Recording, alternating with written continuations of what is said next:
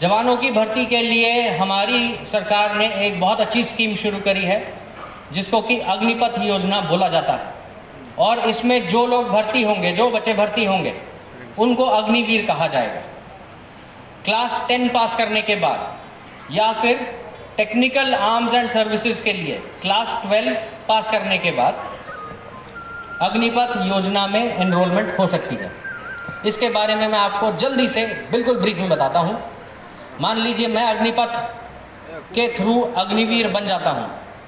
मेरा पहला जो एंगेजमेंट होगा आर्मी के साथ, एनरोलमेंट कहा जाता है जिसे, वो होगा 4 साल के लिए। 4 साल के बाद हमारे जैसे जो हमारे बैच में जितने लोग थे उनमें से 25% लोगों को आर्मी में रिटेन किया जाएगा। बाकी के 75% जो जवान हैं उनको central armed paramilitary forces CAPF जैसे कि BSF, CRPF, ITBP etcetera, public sector undertakings और प्राइवेट कंपनीज, इनमें जाने के लिए प्रायोरिटी दिया जाएगा। तो 75% बच्चे प्रॉपर आर्मी ट्रेनिंग डिसिप्लिन लेकर और फिर अपना नौकरी छोड़ रहे हैं 4 साल के बाद और दूसरी नौकरी के लिए तैयार हैं। इसका सबसे बड़ा एडवांटेज, बच्चा डिसिप्लिन होकर 4 साल के बाद आर्मी से वापस आएगा। उसका बात करने का तरीका, उसका कॉन्फिडेंस और उसकी नॉलेज बहुत बढ़ चुकी होगी। शायद से उसने कोई ख़राब समय भी देख लिया होगा, गोलियां भी चला ली होंगी, मिलिटेंट्स के साथ फाइट भी कर ली होगी, तो उसकी काबिलियत बढ़ जाएगी और वो सोसाइटी को बेनिफिट कर सकेगा। डायनामिक हो जाएगा बच्चा, उसका टीम स्पिरिट बढ़ जाएगा और उसके वर्क स्किल्स बढ़ जाएंगे। आर्मी में हर काम एक टीम के मुताबिक होता है, ये आप सब लोगों को मालूम है। अकेला आदमी कोई काम नहीं कर सकता है आर्मी में, हमेशा टीम चलती है।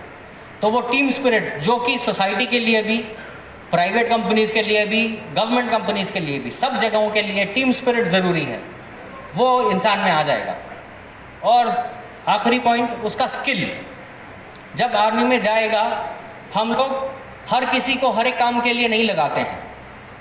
जैसे मैंने आप लोगों से रिक्वेस्ट किया था कि उसका स्किल आइडेंटिफाई करना है, ऐसे ही हम लोग भी हमारे जवानों का स्किल आइडेंटिफाई करते हैं और फिर उसको काम भी उसी तरह से दिया जाता है। तो जिसका टेक्निकल दिमाग है उसको हम गाड़ी के रिपेयर्स में या मेंटेनेंस में लगा देते हैं। जो थोड़ा आर्टिस्टिक है उसको हम अपने मैप्स वगैरह समझने के लिए या अपने आगे की प्लान्स हैं उनको बनाने के लिए हम इस्तेमाल करते हैं। तो इस तरह से इंडिविजुअल के स्किल्स हम आइडेंटिफाई करके उसको बता देंगे कि भाई तुम इस चीज़ में अच्छे हो, और उसको वो पता लग जाएगा। तो वो बाहर आकर अपनी नौकरी आगे की या फिर सेल्फ एम्प्लॉयमेंट अच्छे से कर सकेगा। आखिरी पॉइंट जो कि आज की डेट में बहुत ज़रूरी है, गुड फाइनेंशियल पैकेज। यानी कि 4 साल के बाद जब बच्चा आर्मी से बाहर आता है तब वो फाइनेंशियली काफ़ी काबिल होगा। कैसे, वो मैं आगे आपको बताता हूँ। पहले साल का पैकेज 4.5 लाख रुपए से थोड़ा ज़्यादा का है, 4.67 लाख।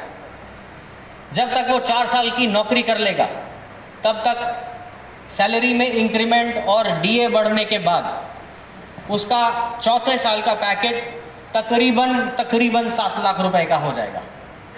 इसके अलावा जितने भी बच्चे फील्ड एरिया में जाते हैं या पहाड़ों में जाते हैं या फिर बहुत मुश्किल इलाकों में जाते हैं, तो उन इलाकों के जो एडिशनल अलाउंसेस हैं, हार्ड एरिया अलाउंस जिनको कहा जाता है, वो उनको मिलते हैं।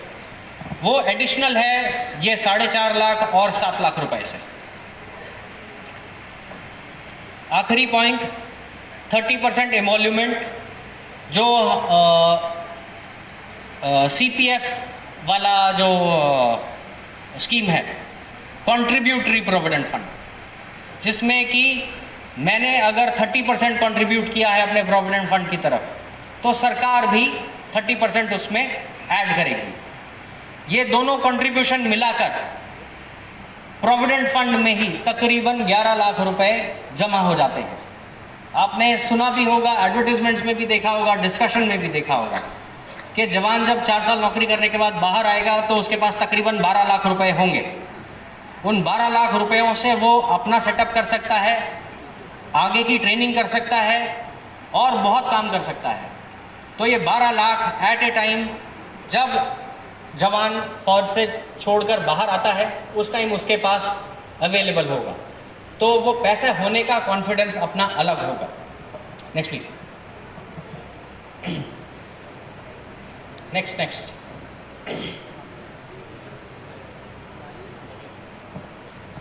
मेरी प्रेजेंटेशन इधर ही ख़त्म है।